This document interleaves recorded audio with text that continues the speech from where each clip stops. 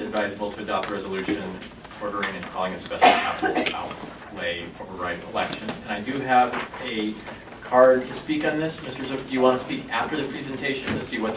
Sure. Okay. Great. Mr. Scott Wall.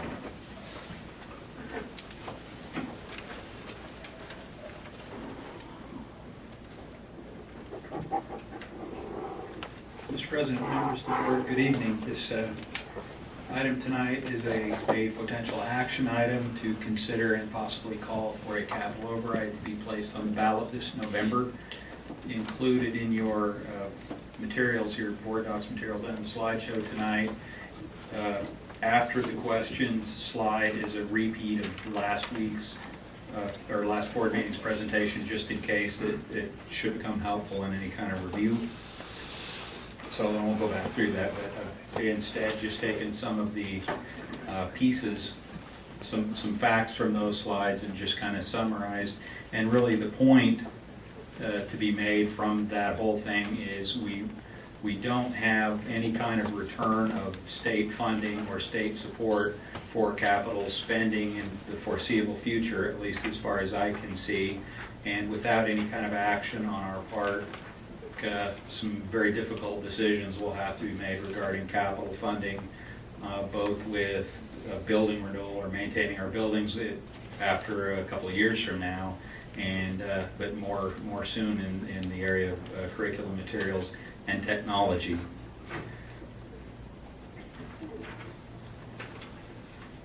If a motion were to be introduced tonight, I would need that to include details of a dollar figure or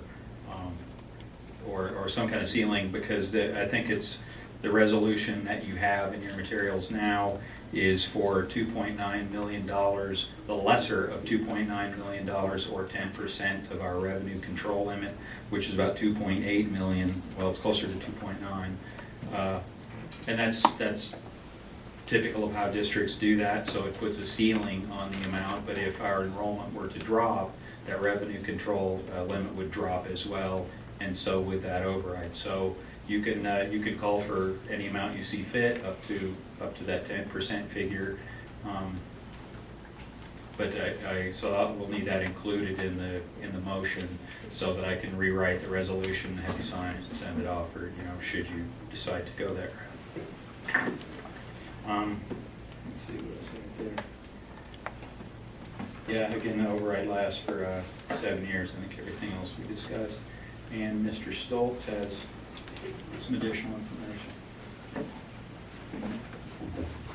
Governing Board President, Governing Board Cabinet. This is really just a summary of the issues that we hit last week. Digital learning is absolutely necessary under the new Common Core state standards. Digital testing requires that the students be able to operate the equipment and the technology, but more importantly, the technology has to be there. Instructional goals and needs must be paramount in long-range technology planning and purchases, and we as a community have to prioritize our investments into broadband infrastructure and technology for teaching, learning, and assessment.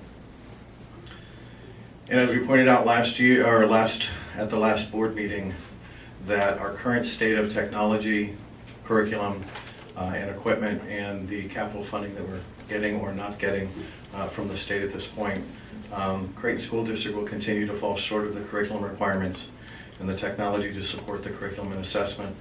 And current state funding does not support the needs identified within our district to meet the requirements of the Common Core state standards and PARC.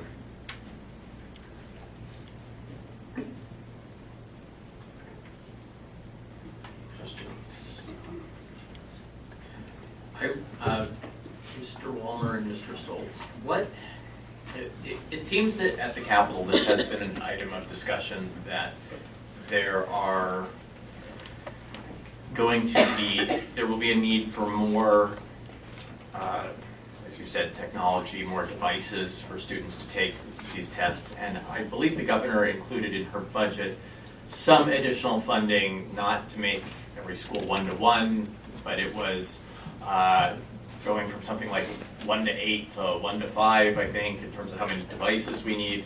I had heard another presentation that I want to say it was a joint presentation. I know Vinciana is from the State Board of Education was there.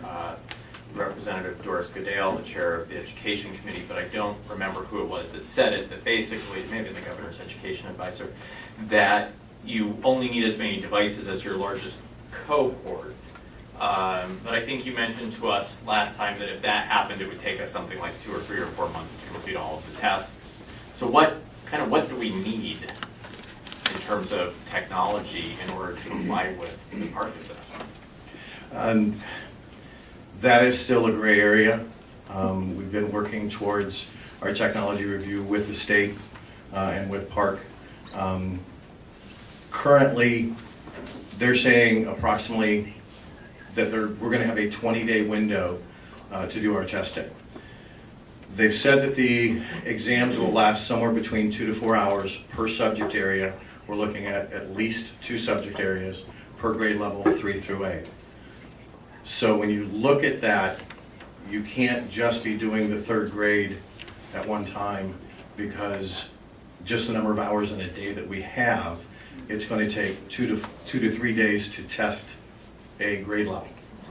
At a minimum 2 days. So if you've got the 5 or 6 different grade levels that you're actually testing, you're looking at working days somewhere in excess of 20 days. And so not really having the firm exact amount of time that it's going to take these exams. The other issue is whether technology is going to change between now and the time they implement the test the 2nd year. I could sit here and tell you that we probably need 200 devices in a logistically located area to where you could do multiple grade levels at any given time. When you start looking at when you've got a grade level that's got 5 sections, you've got somewhere between 150 and 170 students in those 5 sections in a single grade level. So now if you're going to do 2 grade levels, now you're talking in excess of 250. So understand it's very gray, and at each school it's going to be a little bit different requirement, but you have to be able to not only test, but the most important piece is the curriculum and the embedded technology into the Common Core state standards in the classroom every day is where the big difference is going to be made. If those students aren't utilizing the technology in a fairly regular basis in embedded curriculum, then they're not going to make it through the PARCC exam, nor are we going to really be teaching the Common Core state standards the way they're designed to be taught. In other words, they wouldn't. If they'll get this iPad for the first time on the day they take the test, that's not a good thing, because they're not going to know. They're going to fail, or we're going to spend the first hour trying to teach them how to use an iPad. And I think the concern is that that provides you with an invalid measure of student performance, right? If kids don't have access to the technology prior to practice what they're going to be expected to do on the day of the assessment, then you don't know if the results are due to the fact of the lack of competency with the technology or the lack of learning based on instruction. I actually appreciate that we're talking about the teaching and learning component as the driver for the decision making that we have to be considering tonight. An imperfect example of that is the heavy lift on writing that students are going to be expected to do, and taking an exam and writing and doing keyboarding on a computer is going to be very different than writing in a paper and pencil assessment. So just thinking about the amount of time and exposure our students are going to have in daily instruction at keyboarding, not for the purposes of teaching typing, which is an old antiquated concept for some of us. Some of us remember typewriters, but anyway. The gray hair is real, people. But so it's not to teach the skill of keyboarding in and of itself. It's the applied use of, I'm writing these concepts. Yes, I get to pre-write and do some rough drafting, in a paper and pencil version. But I have to have some facility in being able to take that and transfer it into the technology. And if I don't have practice in doing that, if I don't understand how to utilize keyboard and mouse and generalized word processing, I'm not likely to produce the response that adequately provides, the reviewer, the scorer, an impression of my actual competency as a writer. And I think that's our biggest concern, is we're working so hard with our students every day to have, authentic, valid, and reliable measures of their actual learning, that we don't want that to fail to translate into those, indicators on the state assessment because of a lack of access to technology in a ready and, consistent manner. So thank you for bringing the teaching and learning perspective, because yes, that's a big dollar amount. We have to understand why it is that we would be going out to our community to ask for this. Yes, everyone's budgets are tight, and everyone's fighting to deal with cuts at the state legislature. This is about real instructional changes for students and preparing them for the 21st century in college and career readiness. And if we fail to do that effectively, then quite honestly, we've not done our jobs. Absolutely, and an awful lot of people, when we talk about Common Core state standards in Park, get hung up on, okay, well, how many computers do you need to assess? And that's the cart before the horse, because you could have enough computers to test that many kids in 20 days, but the whole issue is those kids haven't used that technology every day.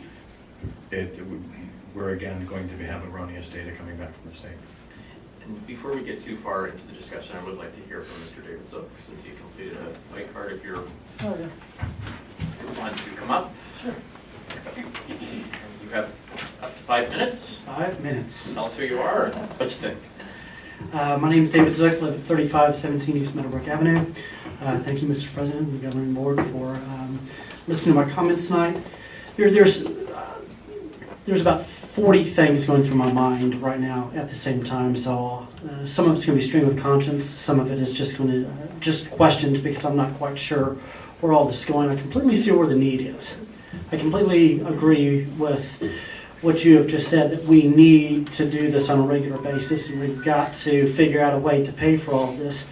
Several concerns, though, in an off-year override stuff. I was on the political action committee a couple of years ago when we did this off-year thing, and the results weren't good. We put a lot of time, a lot of effort into it. In fact, we engaged about 2,700 parents over the 9 campuses, and we only got 2,000 votes. We were 500 votes shy. My experience is that in off-year elections, high information voters come out because they know what the issue is, and they're gonna vote on it. They're singularly focused and targeted on making that, expressing their opinion. In a general campaign, I found that more low information people turn out. I think in one of the general elections where we had an override, I can't remember if it was 2010, 2012, there were 6,000 people who voted yes for an override versus 2,000 on an off year. And so there's a lot of folks out there that when they, in the general election, they'll vote for their congressman, vote for the senator, and they'll come down to the school stuff and they say, oh, wow, yeah, the school needs some more money. Okay, yeah, boom. And they may not even know what it's all about, but if they are suggesting we need it, we need to do this, then okay, sure, I'll do it. So my concern is that if we do this right now, I just don't see that it's going to pass. Regardless of the amount of the education that we're going to provide to our families, to our parents, to the community, we also have to recognize that we'll have about a 16% increase in property tax across Maricopa County because of home values have increased over this last year.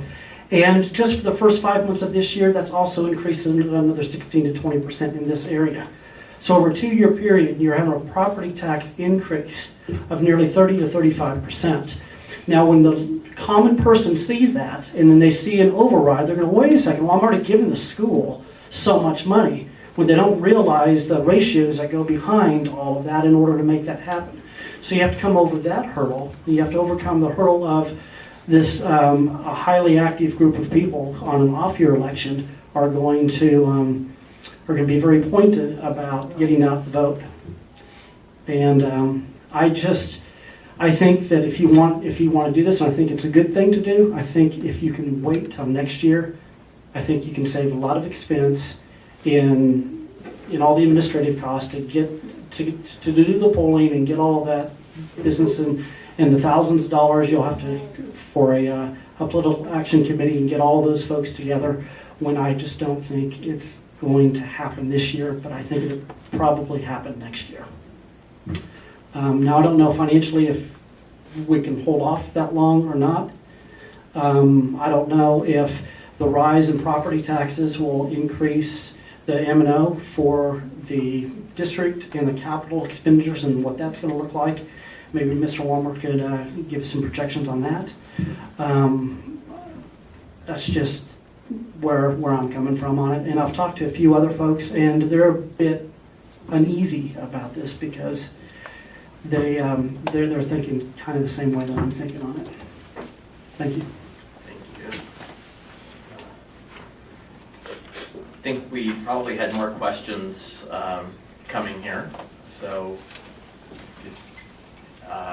anyone want to ask questions? Anyone want to ask for maybe some clarification on the point of, well, I suppose how property taxes would be affected is going to be dependent on a few factors, including how much we authorize.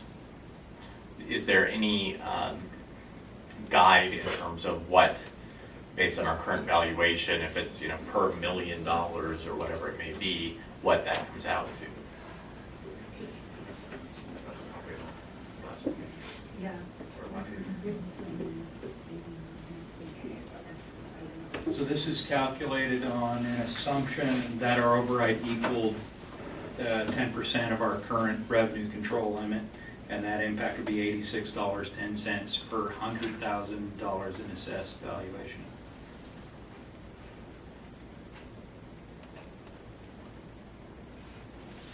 It's about $7 a month for on a $100,000 home for the full amount of the 10%.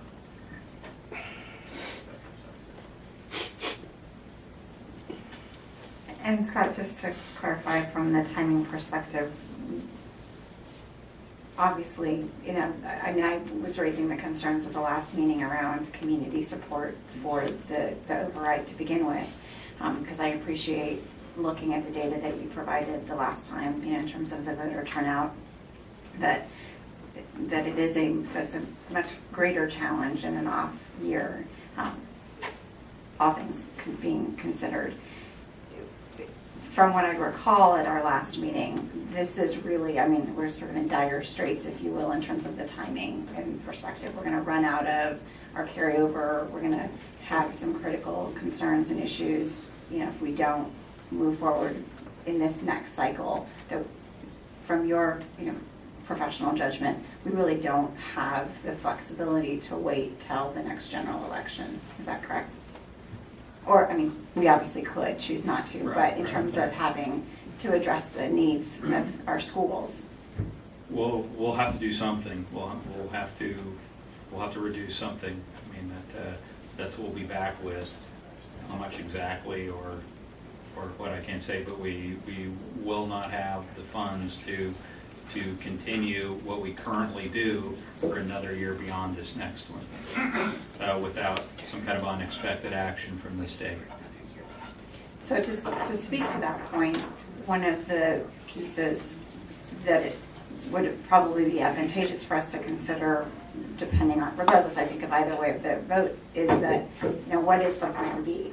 Right? Because assuming that we choose to vote to put the override on the ballot and we don't have a positive result, we're going to be back in the same situation where we're going to have to address and deal with budget cuts.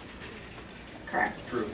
So as a board, I think we need to just be mindful of the fact that we should and plan ahead, and maybe that's a topic for our August work study, is regardless of what we vote to do regarding the override, we really have to make considerate conversations about what are our plan Bs for addressing budget concerns. Where would you, knowing that you know the budget best, what we are able to cut, given that we're looking to have to increase capital, even just off the top of your head, what would be the items or line items that you would say are definitely on the list of considerations? Yeah. I don't want to put you on the spot, I'm sorry about that, but I think it's important for our community to understand, if we don't go out for the override, that means that we're cutting elements of the budget, and that either is direct services to kids, or to teachers, or to our schools, and so I want to be very transparent in what that translates to. So if we can just get a few, if even one, of the things that would be on that list, it would help me to Mr. understand that. Could I suggest that maybe go to the slide where you presented what we typically spend in terms of our capital? What we spend it on? Yeah, that would be this slide, and remember that has that $2.9 million total at the bottom includes an adoption that we aren't going to do. So that's one thing. There's discretionary monies to the sites. There's equipment that we replace that we probably wouldn't be able to replace. I don't know. We'd have to discuss about the reduction of our current software subscriptions and what might be expendable and what isn't. Much of our system runs on those software subscriptions. That could be all looked at as well. Yeah, we don't. And the point on Mr. Walmer is with the curriculum. We haven't done a curriculum adoption in 3 years at this point. That's not all bad because we want to align to the Common Core anyway, and those materials have to catch up. But in reading some of the comments on another survey that Dr. Spiller did, that's clearly a concern out there for teachers in terms of materials at this point in time that they don't have for moving forward with the Common Core. So that has to be taken into consideration too. So even though that's been something that in the past we said, okay, we'll postpone a curriculum that'll save approximately $1 million on the capital side, we're getting to the point where for our teachers to really do their jobs and be effective and have materials, we can't do that much longer. Looking at what I do in the Information Systems and Technology Department, number one, we don't spend an awful lot of money on software that is purchased off the street. Most of the software renewals that you're seeing up there are Assessment Technologies Incorporated, ATI, Visions, which does our HR finance, and Infinite Campus, which does our student information system. So you're talking over $300,000 right there, along with Destiny, which does our library software, and Versatrans, which is for our transportation department. So that covers just about that whole entire amount. When you start talking about losing something like that, it becomes very critical. Obviously, the replacement of technology that fails and so forth would have to back off. Being able to move forward on any of that would stop. Obviously, there's a delay in a capital override, so if it didn't happen this year and went to next year, we would be looking at 2 more years, or 2 years of no curriculum adoptions, 2 years of at least 18 months of that of not being able to replace some of our obsolete equipment, as well as not being able to support some of our other programs we've got, such as iAchieve in the classroom and things like that. So that's where we would really be at, where we'd have to really cut down to bare bones. And so, obviously we would do our absolute best to make sure that our teachers and students have the best of what we have. But the $2.8 million that is also was spent this year also had a carryover, which that carryover is not going to be there. So the support that we've had in the past with being able to hold a carryover to keep us going as the state has slowly removed any capital funding, we're at that critical point where the carryover will be gone this year. I have a question. How much would it cost if we went ahead and did the override for this election cycle? I mean, how much would it cost the district in advertising for it and trying to get support behind it? We don't advertise. We do have some printing costs. Seems like, 35. Yeah. yeah, that was going to be my recollection. Yeah. Just to conduct, but in terms of anything that once the board were to call for the question, moving the question forward is probably, or becomes the requirement of a PAC, a political action committee, because we cannot be engaged in that process. And so that group, in terms of other costs such as advertising, that would be in a fundraising mode to cover all those other costs other than what we raise to actually conduct, or we pay to conduct the election. There's a pamphlet that gets mailed out in October that goes to every household in the district. Most of our cost comes from postage and for the printing of that document. Is there a cost having to do with the cost of the election itself, since it's a special election? And is that affected by the fact that there is an election this year from Phoenix Union as well, seeking an override? There's no savings from the fact that another district is doing that. We pay a small amount of money to the county for the services that they provide in helping make this happen, but it's all told it comes to maybe $30,000, and that's an M&O expense. Mr. Warner, could you go to the slide that looks at the history of our elections?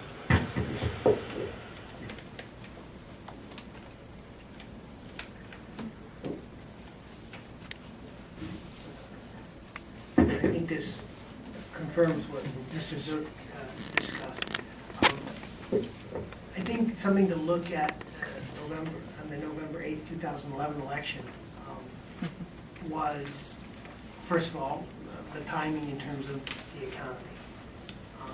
The other part of that was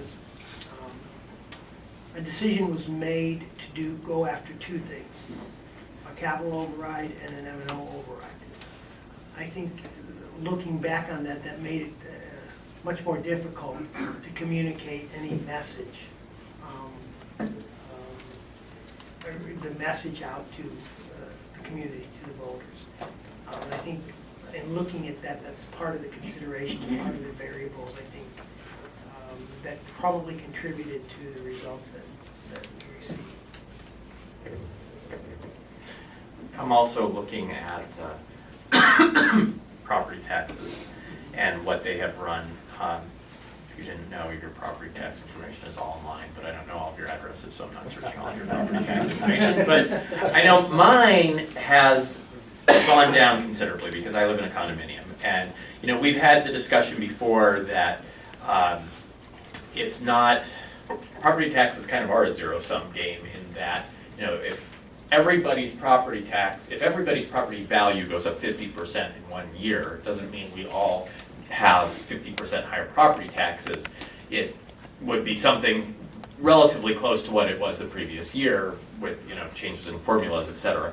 But if your property that is residential goes up 50% in 1 year and commercial property stays at the same value that it was the year before and doesn't change, then basically property taxes shift. The pie of where the pie, who has to pay their pie piece, your pie piece as a resident gets bigger if commercial property doesn't grow as fast in value, more or less. So I know for me, I've seen my property taxes fall by probably 30-35% at least in the last 2-3 years. But knowing, just looking at some people that I know of, and we found this out 2 years ago when we had a campaign, was we started having people saying, hey, we passed this override in 2010 that was an extension of your override. And you said it wouldn't raise taxes, and so we voted for it. Now our taxes have gone up. And it was very difficult to say that's not because of anything that we did. There are so many different factors that explain that. But what we found was that those of us who lived south of Osborne had, our property taxes were going down. And people who lived north of Osborne saw their property taxes going up. And so it just, I think it's very difficult to, as best I can tell, that trend is still happening. My property taxes are still going down, and those of you who live north of Osborne probably are still seeing your property taxes go up. So I don't know. But I think that what Mr. Zook was saying is that the ones who really participate in these elections and really care about their property, you know, that increase in property taxes are those who do live north of Osborne. So I understand your concern, but I also, I do feel like there's, In the last couple of years since the 2011 election, I mean, during the 2011 election, there were a lot of small groups of committed citizens who were out there increasing voter turnout, and in some districts it increased by 500%. And I think that we might be looking at a shifting demographic who does get out and who votes. And like, you know, I think I said at the last meeting, Phoenix Union has already started with their override, and it's completely being run by the students right now. So there's a level of activism with the young people, and especially within our Hispanic communities, that we could probably partner up with those people and, you know, really work together with some of the different groups that are coming to the table to try to get this override passed. Other comments and questions? Well, I don't want to beat the proverbial horse, but I think to the concern of the community that there's sort of a floor for no. You know, and we kind of see that it's probably about 2,050 some people that are going to come out and vote no just because whatever reason they're going to come out and vote no. And so the need to be above that and have a compelling message and to make it clear and tangible what it is, the value proposition that we're offering by being able to do the override. I mean, if I look at this, and I think I said this last time, you know, I voted in each one of these elections. I personally support funding to schools because I think that's important. But I think that I can understand where the folks who looked at the 2010 results and said, okay, we renewed your 10% override, and in 2011 you came back and said, hey, we would like to bump that from 10% to 15%. And you know, I've heard in the community that seemed a little bit greedy, right? So we just did what you asked us to do, and now you're coming back and asking for more, and we're not seeing a value proposition that warrants that. I think we have a very different and compelling narrative that we need to be sharing with the community. And I wasn't involved in the details of any of these prior elections, and so I don't mean to sound disingenuous to the hard work that went into every one of the other elections. I know that the PAC worked hard, and parents and community members worked incredibly hard to get the, you know, almost 2,500 yes votes. But I think the narrative is really different, and if we don't capitalize on the ability, and we're going to be limited to the extent that we can communicate, and I've asked Dr. Boyle to make sure that we have legal counsel come in and do a presentation or make it obvious to us what we are and are not able to do as board members, because we certainly don't want to get crosswise with, you know, taking action or you know, speaking inappropriately. We can provide factual information to the community. We can be very clear about, you know, what the role of the override is and such, but it is going to have to be a grassroots effort to do this work. And so I think part of that is helping everyone understand in very tangible, clear ways. And the beauty, quite honestly, of the technology component and how it's linked to instruction and how it's linked to assessment is that I could pull up for you right now samples of the Park assessment items and the technology that's critical for students to be able to respond to those items in a very clear and and I won't, because that would take forever, but I'm just threatening you all with But I think in terms of communicating to parents and to community members, this isn't just some, you know, thing in our minds around, oh, we need more technology because we need to prepare our kids for the 21st century skills, which sometimes don't feel very concrete. There are very clear indicators of what that looks like that I think are compelling. But I do believe that it's going to have to be a very clear narrative to distinguish why this is a different time, and what's going to potentially be the unfortunate consequences of either a failure of an override if we were to choose to call for it, or for us to choose not to move forward with it.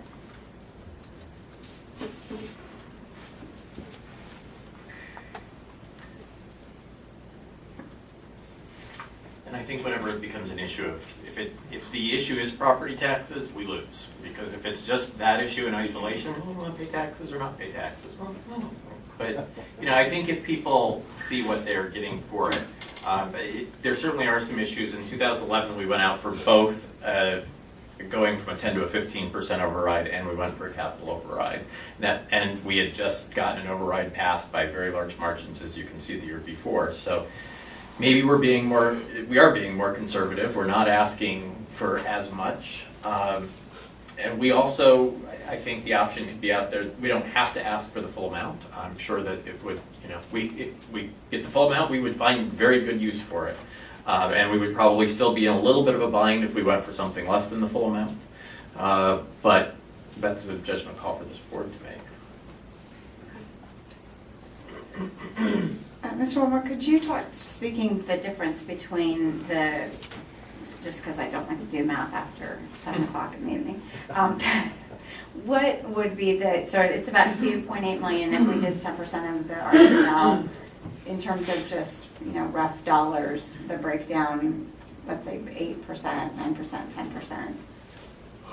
We're looking at, 2 million, 2.2 given that it is potentially an option, knowing the difference between what the... So this is roughly $3 million, this override amount, and it's roughly $90. So if you, $2 million, then would be $60, and $1 million would be $30.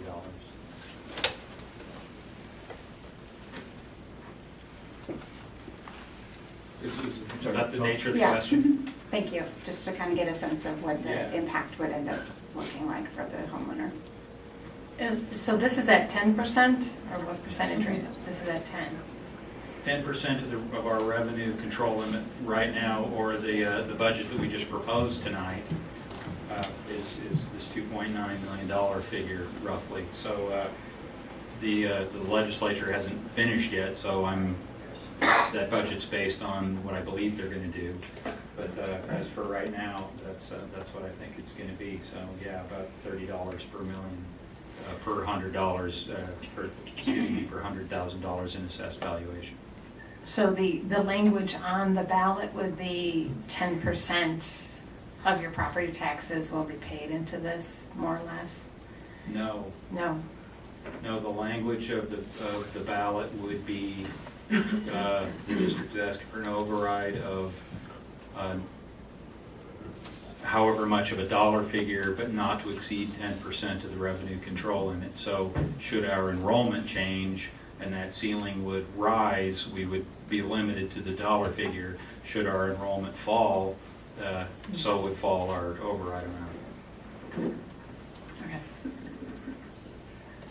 So it's a 10% based on what our revenue control limit is, which is basically what? It's basically our number of students times our support level, plus another little over $1 million for the transportation piece. So what it is our M&O allocation for a given year is about $28 million, almost $29 million, and so it's 10% of that. So it's our M&O allocation, so it excludes any carry forward, career ladder monies, those kind of things. It's just the new allocation for M&O is what the revenue control limit is.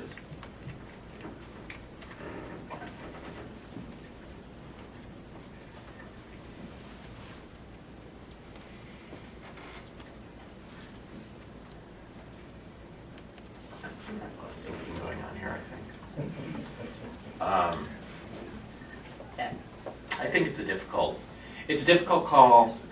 We always want to we want to give our students the best education we possibly can. We also have a duty to be responsible to taxpayers of this district. But we certainly can give them the option, and without asking, we'll never get the money. I guess it's just a question of, do we ask this year, do we ask next year? There are divided opinions on that. I do have a question on, do we have the ability to do an all mail-in ballot election? Because that is something I understood that Phoenix Union was considering, which I had not heard in the past, but I think that might be something new. Can you talk about what's So the an potential benefit of an all-mail? An all mail-in ballot probably might reduce costs to the district. I don't know, or it might not. I don't know. What does happen is everybody gets a ballot in the mail rather than having to show up. So if you do it kind of the regular way, people who are on the permanent early voting list get a ballot in the mail, or anyone who's not on the permanent early voting list but requested for that election gets a ballot. And then there will be a few sites where people can go and cast their ballot in person, and that's usually very few people.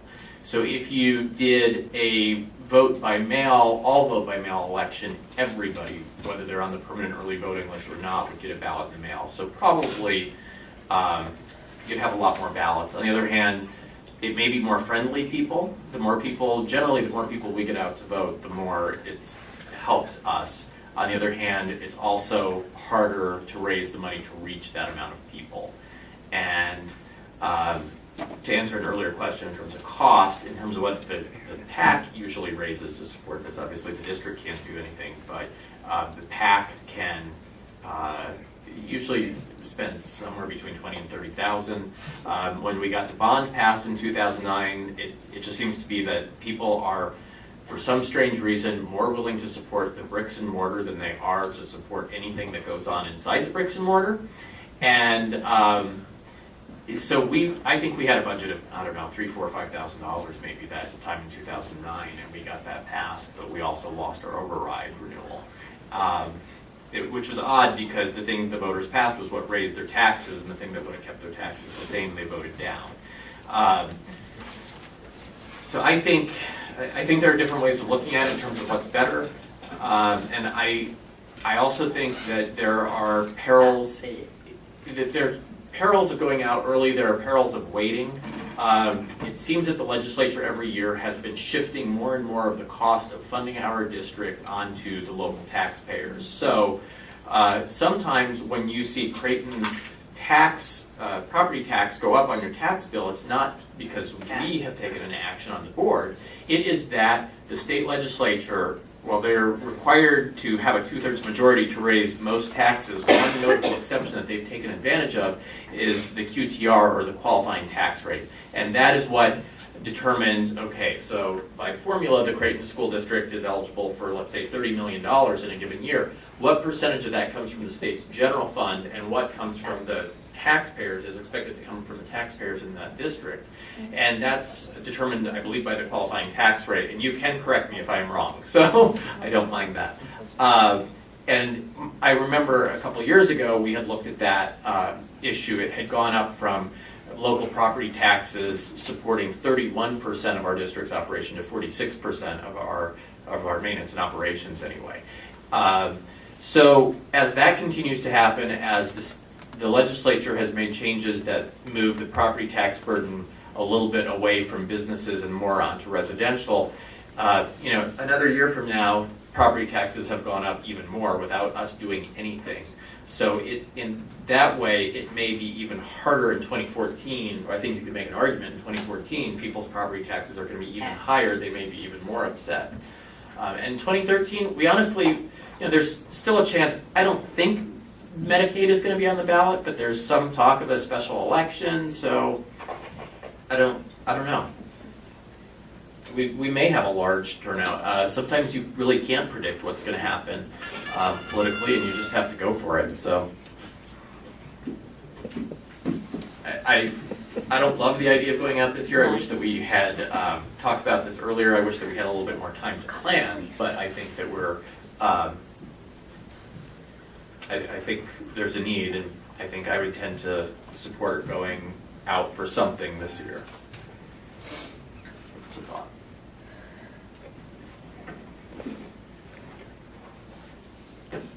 I would suggest probably making it less than the full level, even if it's even only slightly less, just to say that, we're not going for the full capacity that we can. I don't know that it benefits us a lot, but you could go for 9% instead of 10%.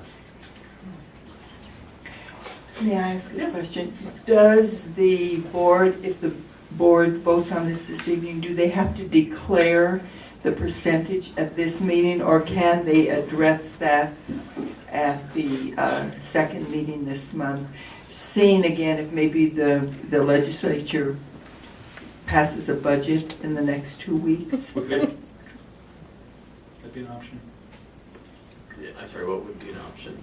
To declare the amount later? Declare, well, you do the whole thing at the next meeting.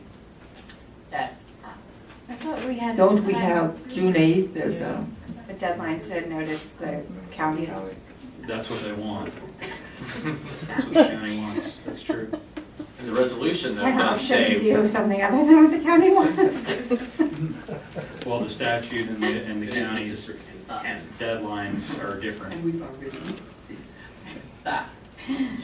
So we do have until July 8th to email the Maricopa County Educational Services Agency, or MCESA, the signed resolution, publicity pamphlet text, district logo, ballot language, et cetera, et cetera. What has to happen by June 8th is the school district's intent to call for, and that is in italics, the intent to call for an election and execute menus of service. So that could be done perhaps without even the board acting, is that? We've informed them that that we may well have something to call, and they're looking to schedule meetings with us to get that ball rolling, so, yeah, I don't know what the consequence is. The county wants it this meeting, and statute says something else. And the county, it does say that MCESA suggests the board adopt a resolution by June 8th, calling the election and notify MCESA no later than that date. So it does say it is suggested by June 8th. And the signed resolution is required to them by July 8th. This is for the November election? Okay.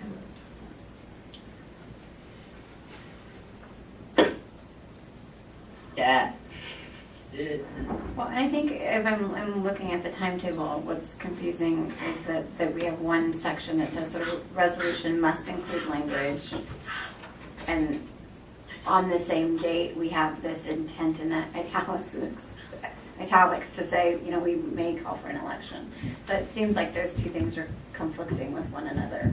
One saying you have to and it must include, and this other that says, if you just let us know, that'd be great, and then you can give us the details later. Well, county elections has very specific responsibilities from that moment up to the election day, and I imagine they're trying to avoid the extra burden of late entrance.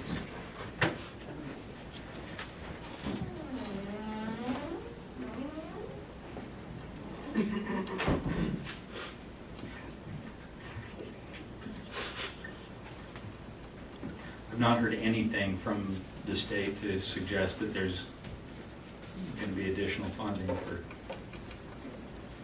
Yeah, and all the momentum on budget stalled, I heard today. I heard conflicting things that they may have to, may want to do it by the end of this week, so. It's been introduced in the House, but we don't know if Yeah. we've heard yet.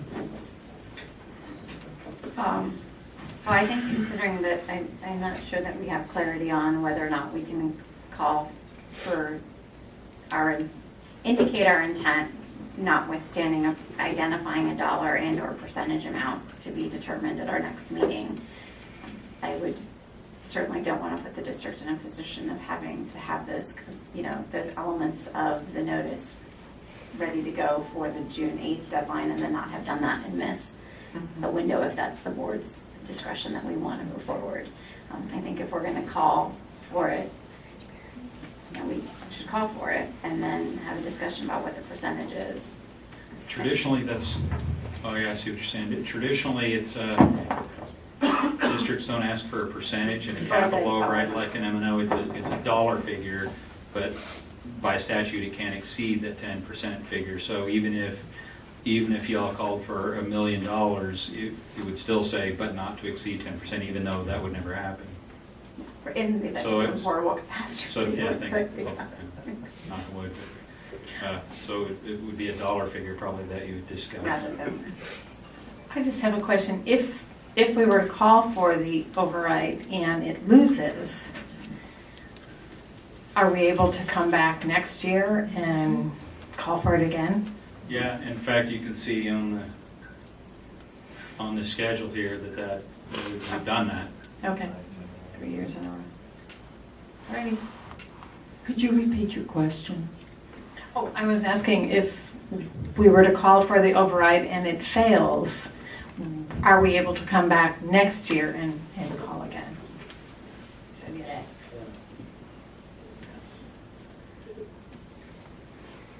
And that is an option. It's a question of whether your donors, your volunteers, et cetera, get fatigued if you keep going out and losing, or whether the voters pay attention to whether you've lost and say, you're asking for more money again, then we'll just give you more. So, one question, the park assessment, when does that begin? Park assessment actually begins next year. So sometime between September and November will be the first set of assessments. So sometime between September of, 2013 and? No, no, 14, 2014. So you already, in your Our mind, we're already in. I'm sorry. Our It's already in the new in-house academic year, it's the next one. Exactly. It's 14, 15. Our in-house assessments are being aligned to. Which basically provides us just enough time now to acquire the needed technology for the assessments.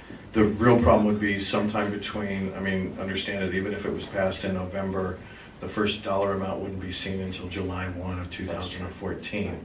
So we would have between 2014, July 1, and sometime in September to November when the first assessments start to, number one, get technology deployed, but at the same time provide professional development to teachers and get students up to speed. It's a challenge. Well, I don't have any confidence that we're going to have assessments that early, only because those are the, Lynn, are you laughing out there in the audience? Yeah. I can't see you. One of my I can people. hear you. Exactly. Only because those early assessments are really designed to be formative in nature, and the state's Yes. not intending on paying for that, and I doubt that we'll have budget to take on those responsibilities ourselves. So the first actual, assessments that will be part of accountability will be in the springtime, but notwithstanding that, The spring of there's a 15. few short months between. There's really very little time to execute on that. So in addition to technology that we would be able to acquire with the passage of an override, we're still going to have to talk about budget and how to reallocate the resources that we have between now and then to get as much technology into the classrooms for students to have access to that. Because this is not a wait and see game. We've got to look at the replacement schedule in terms of the equipment and looking at ratios and really quite honestly schedule for time for kids to be in the labs that we currently have to give them as much exposure as we possibly can. So I think there's a lot of other work in addition to the access to this resource that we're going to have to do in the next year. And I think we need to effectively communicate that to our community, is that we're not waiting for this to come to fruition. Here are the steps that we're taking to be sure that we're maximizing the access to technology that we have now, knowing that it's not sufficient. But here, let us show you how we've reorganized time for teaching and learning, how we've reorganized time and access to the technology that we have in our labs and our mobile labs and materials and information. So I think that's part of that narrative that we can help create as boards. And then, our community stakeholders are certainly going to have to lead the charge in terms of communicating to people. Right, and even in some of our, such as the K3 Academy has Push Learning Centers. Each one of our classrooms has 5 to 7 computers in them. So the Learning Center process, allowing students to roll through those learning centers, utilizing the technology we have, by no means are our teachers or our staff sitting on their laurels. We're moving forward to the Common Core State Standards in Park. No matter what happens here tonight, we'll continue to move forward to meet all the expectations and rationale for that.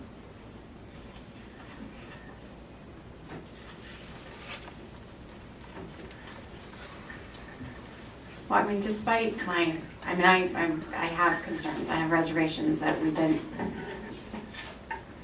didn't have enough lead time, and I've only been on the board a short time, so again, I apologize for the newcomer syndrome. But I don't know that we had enough real opportunity to have conversations with our community before we got to this point, and that isn't a criticism, it just is a fact.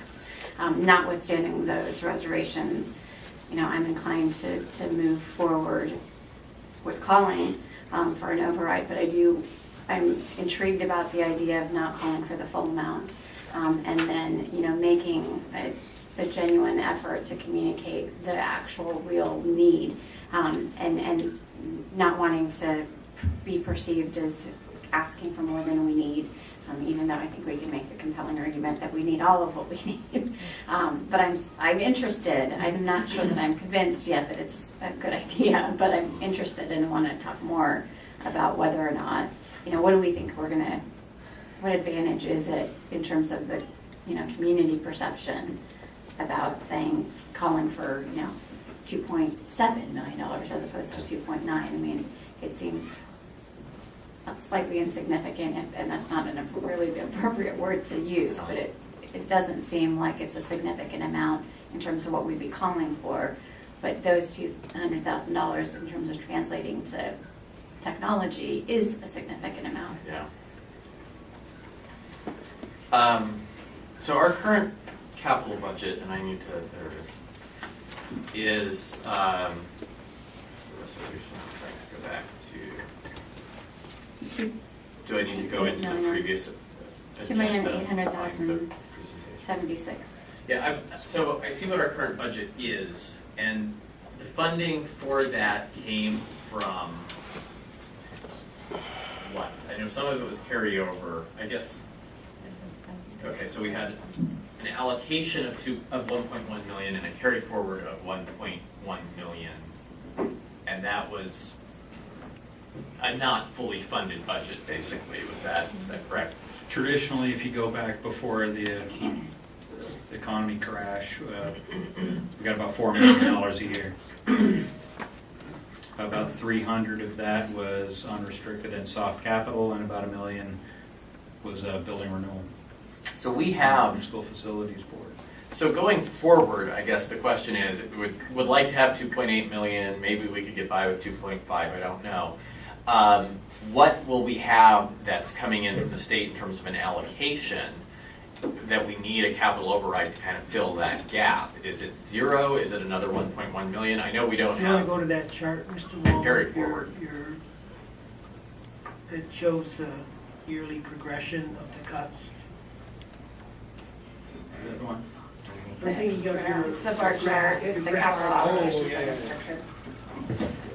That one. Yeah, my understanding is that they're going to do away with soft capital, so there's just going to be one capital allocation, and that per student amount is going to be set at what we get now. So my anticipation is we'll get additional funding for the 95 students that we have added to our roster, and that's it. That's why next year's bar is ever so slightly larger than the one before. So we expect 1.1 million to come in, and a fully funded capital budget would be 2.8 million. So that's a difference of about 1.7 million. So it sounds like we could go for less than the full 2.5 million, or are we going to talk about having to have greater Other needs? variables. A couple things to think about. Yeah, that's status quo. So that would have no additional money for our park assessments. It also would not anticipate 2 or 3 years from now, when we're out of bond proceeds and our buildings need to be kept safe and air conditioned with these same dollars. Yeah, the summary slide, Scott, I don't know if you want to put that up. So the current needs are the 2.8 and change, and then additional needs, which are just a big unknown. The next one, this one. Right, so the status quo would be, funding at 2.8, and then that doesn't address the it doesn't address the teaching and learning technology needs that's associated with implementing the Common Core. Or the buildings. I'm not the building girl. I like buildings a lot, but that's just not going to be the thing I worry about. Teaching and learning is going to be my primary focus, and honestly, I think that's to your point that people, and I don't think that it's a limited to our district phenomenon, that, voters are much more inclined to vote for concrete bricks and mortar because that is a tangible artifact for which they can drive by and see and know that their money was well spent. You could just like the architecture and the, paint and whatever, but you can see it and it's there, and, there's some return on that investment. Other capital, such as technology and textbooks and resources, are only if you have kids in your home and you see the value of what that looks like because you're exposed to that regularly. So I think that's where I keep coming back to the narrative that we have to be able to present to our entire community is, here is what the tangible investment looks like. Here's what the return on investment is for the entire community, notwithstanding whether you have children in any of our schools or not. And that's a much more difficult, why we need boots on the ground, people willing to do the hard work on our behalf. And obviously to the extent that we can help provide the actual information and, support that process. But, I think I really do believe that the narrative is significantly different. And we have an opportunity to shape that narrative. And if we fail to do that effectively, I think that's going to be the determining factor about whether or not this passes or not in the future. And this slide that I just brought up talks about the movement forward of 3.1 million just in the first year. That's above and beyond status quo.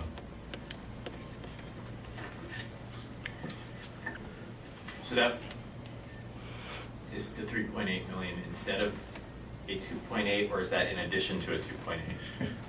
If we were to do everything we wanted to do, the first year would be a 3.1 million above and beyond what we currently have. Gotcha. And look, there's little savings in years 2 through 7. Fabulous. And that's something that, it does have to be the same amount for all 7 years, correct? Yes. Okay. I mean, assuming that we don't go below whatever the 10% threshold, whatever. So, I'd be willing to support, I'd be comfortable supporting the 2.5, maybe 2.5 million. I don't know that's the difference between 2.5, 2.8, but not to exceed 10%. I don't know. I feel like it's not going to make much difference in the voters, and I feel like voters wouldn't understand that we're being generous and trying to go a tiny bit less. I don't think they're going to see that at all. They'll just see the overall picture of, they want some money, this is what it might be for, and I don't think saving a couple $100,000 is worth it, really. Okay. I think asking for the full amount would be worth it. I guess I could see a difference if it were, if we had, this is what you buy at $1.5 million, and this is what you buy at $3 million, and we were given, if we could go out there and say it was $3 a month versus $6 a month, but I don't think people are going to have a difference between, $6.12 versus $6.35 a month. I agree. But, if there was a way of if we really only had needs that were less, that were 5%, I could see that. But Well, and quite honestly, we're going to be deficient even if we had a 2.9. I mean, if the realistic amount is 3.1, for us to call for a 2.9, we're still going to have to make hard decisions about what doesn't get funded. Which air conditioner has to be deferred in terms of the maintenance, or which bus doesn't get replaced because of what so those are going to still be realistic. I don't want us to be delusional in thinking like if this is the panacea. We're still going to make hard decisions. They're just not going to have to be as challenging as they would have been otherwise. In terms of just process, so we have the materials that were provided by council. That is the full resolution. And in terms of an action item, our action item, as Mr. Wilmer has indicated, has to include a dollar amount. So should we be using, just for process, the language that's in the resolution document that's on board docs, or create a motion? Does that make sense? Back to that part of the agenda. There's several things open. The piece that reads, whereas the governing board of the district desires to order and call a special election for the purpose of requesting voter approval or disapproval of authority for the district to exceed its capital outlay revenue limit by the lesser of $2.9 million or 10%, the district's revenue control limit per year for a period not to exceed 7 years. That's Yes, so that's my question, is does that have to be in effect the motion that we carry, or do we carry a motion to call for, the intent to call for an election in November that does not exceed $2,900,000? I mean, what process-wise do we need? Is it? I'm not sure I understand. It does seem odd looking at the action, and I'm not an attorney, that we are moving that the governing board consider and, comma, if deemed advisable to adopt. So I'm guessing that that's put in there for us. That's put in there for us depending on what our motion is. It's not that we would read that verbatim. correct. So it would be, the motion would be to move the governing board adopt the resolution calling for a special capital outlay override election of X amount not to exceed Y amount to be held in and for the district. Would that be? Sounds like you're almost making a motion. I can. Usually the president doesn't, but I can if you want me to be the one. Okay. So I'm going to move that the governing board adopt a resolution ordering and calling for a special capital outlay override election of sorry, my mouse stopped working. Is it 9. 2.9 million, not to exceed 10% of the revenue control limit to be held in and for the district? Does that work? I second the motion. It's been moved and seconded. Is there any further discussion? If not, then I will call for the vote. All those in favor say aye. Aye. Anyone opposed? Okay, it is approved, and there will be a resolution then, and it will come to us to sign. Correct. Thank you all. Moving on to